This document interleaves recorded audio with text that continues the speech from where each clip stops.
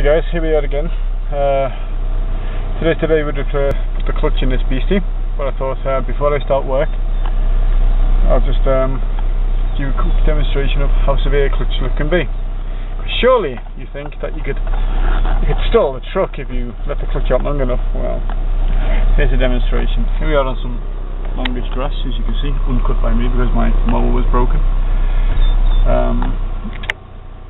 So what we'll do is I'll put the truck into first gear, I'll turn the wheel to the right, and then as I pull away, oh, she's struggling now. Foot brakes off, she's really struggling. Let the clutch all the way out.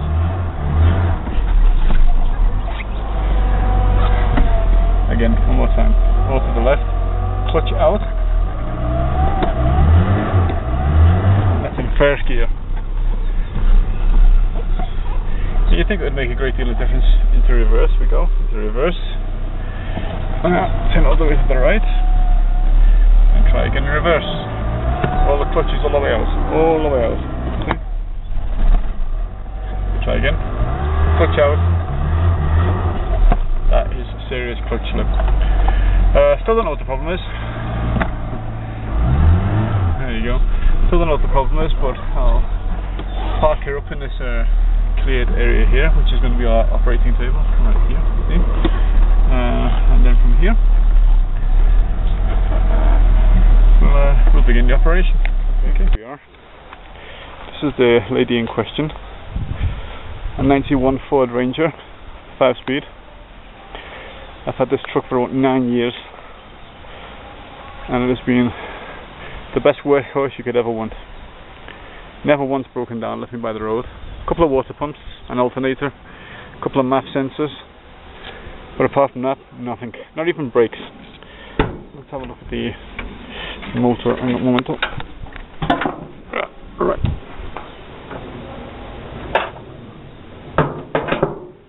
Right, here we go. You can see that 2.3 litre 4-cylinder engine. 8 spark plugs. Yeah, it's an 8-plug head, would you believe, with 2 coils. These plug leads here goes to one coil, which is down here somewhere, and this here is the second coil. No major problems with this motor, except, as you may see here, the current problem is that the seal on the power steering pump, the front one, is broken, and she's losing a bit of oil every now and again, as you can see from the damp patches. But apart from that, she's solid, absolutely solid. Right, what I need to do now is, what's on there, the transmission. I need to remove this. Hopefully I don't have to remove too many engine components, because I really don't want to mess around with the fuel injection. But the first step of the operation for me, well, number one is to get it into the air on ramps and on stands. And after that, I'll start by removing the shift lever. She's got a hydraulic clutch, which I've never disconnected before, but from the videos I've seen, it shouldn't be too much difficult. The old traffic cam, which fixes to the windscreen, very useful for catching idiot drivers. Put that there. So, right, I'll get her into the air, disconnect the battery. The little Diablo is now in the air with ramps on the front, actual stands on the back, mounted on wood so they don't stink into the ground. Stink? Sorry, I meant stink. Okay, let's take a quick look underneath. I haven't been underneath yet, so I'm done around looking. So that's what I want to see. Right. So I've given the truck a couple of good pushes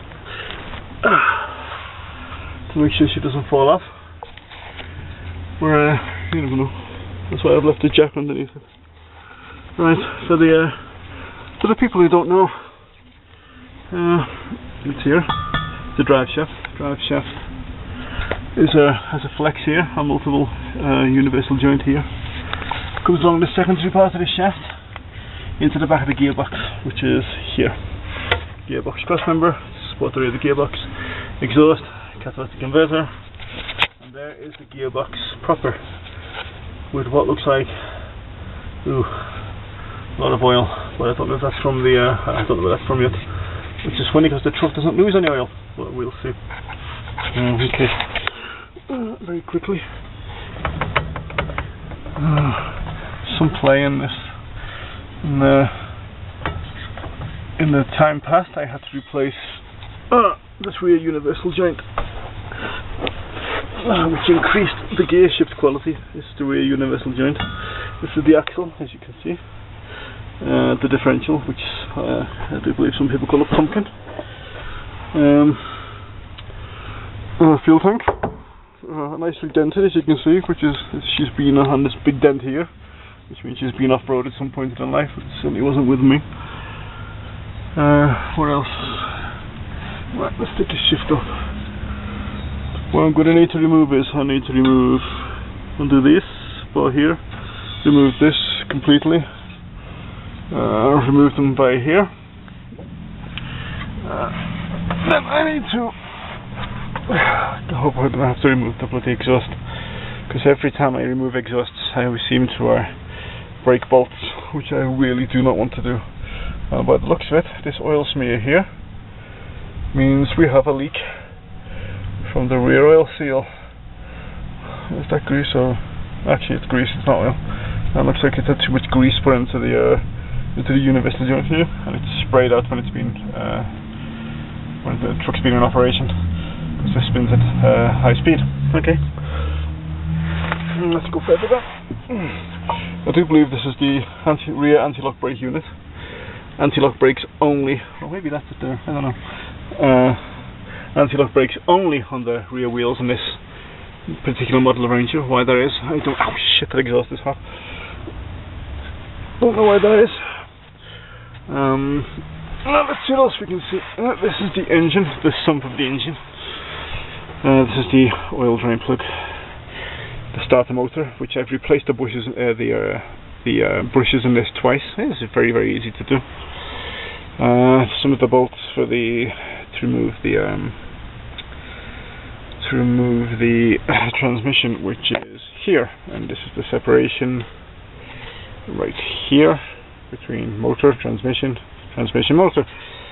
I've got a lot of oil here, but there's none of it is coming from the bell housing. It might have just blown back. During use. I think I'll jet wash this when I'm finished to track that down. She doesn't use any oil at all. I always use synthetic oil. She doesn't smoke. She passes the verifications for the emissions every time, no problem. And I also use an injector cleaner. Let's see. This is where the exhaust bolts onto the manifold, and these bolts here. You can see them very well. These ones here. These can be a bugger. These can seize up solid, and they can break off very, very easily. Also, the oxygen sensor is here. So this is the oxygen sensor. I've had to replace this once. Funny enough, the day I bought the truck, because when I bought it, this was disconnected. Yeah, I always knew that engine warning light was on for some reason. Where else? The oil filter. You can see the orange thing there. Don't know what that is. She's on the original brakes. Oil leak there. That is from the power steering pump up top, which I mentioned earlier. So right, what I'll start doing now is I need to disconnect the battery. I think that's the starter motor. Remove the shift. Disconnect the battery, remove the shift lever.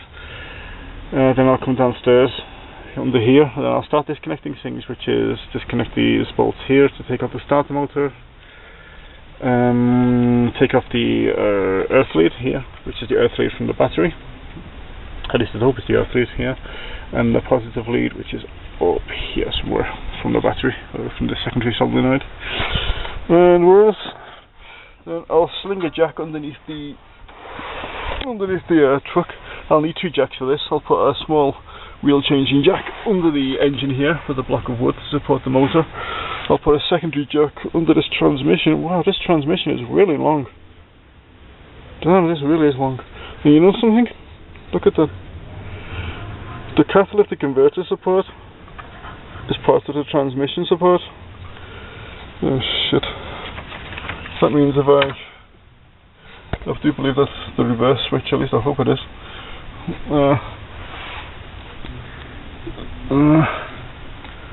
And then I will have to start undoing mechanical things.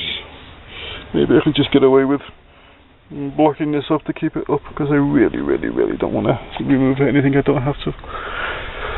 So yeah, so there we go. I'll disconnect the battery, and then we'll start with the shift lever. Okay, good. Okay, let's see what we need to do here. Okay, battery terminals black, negative, red, positive, which is under here. This battery is almost new. You wouldn't think so, would you? Right, what we need to do is, when undoing the battery, always undo the negative first. Why? Why undo the negative first, you may ask me? Well, it's simple as this, and I'll show you. Imagine this. I'm sure you know that if you arc something across these two battery terminals, that can be a pretty unpleasant electrical surprise.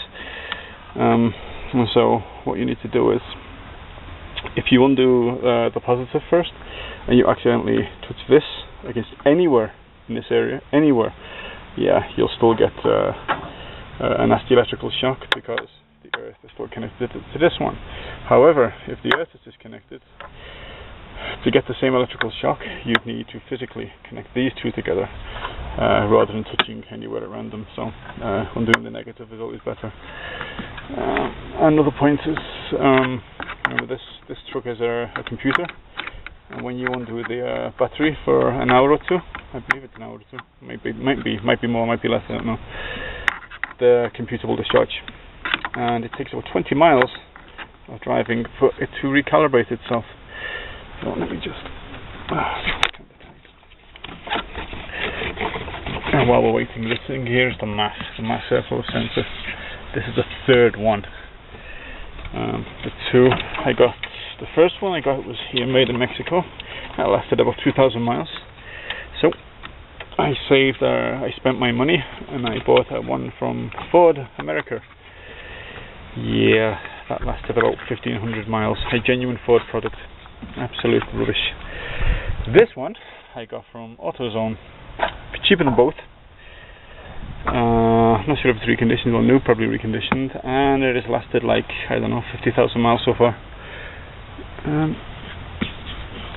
So it's been a very good quality item. Okay, battery disconnected. What we need to do, go inside, and we'll start with the shift lever. I think I'll need them. Let's see. Screwdriver. Now we just start removing the dust cover. Yeah, the more keen observer you might have noticed that my truck doesn't actually have an ignition. Yeah, it's not stalling or anything, it's just that one day, yeah, the ignition just decided it didn't want to work anymore, and it's solid, so I had to smash it off with a hammer because I wasn't at home. Since then I've been starting it with a screwdriver. Yeah, it works just as fine.